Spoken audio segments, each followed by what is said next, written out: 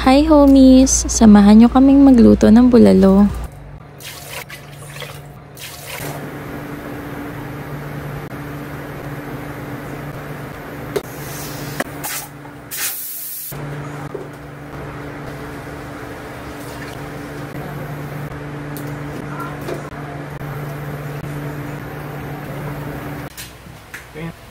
So yummy! Hindi na nga kailangan pumunta ng Tagaytay dahil sobrang sarap ng luto ni Daddy Vic. It's time to announce our 500 peso GCash winner. Thank you homie sa lahat ng sumali.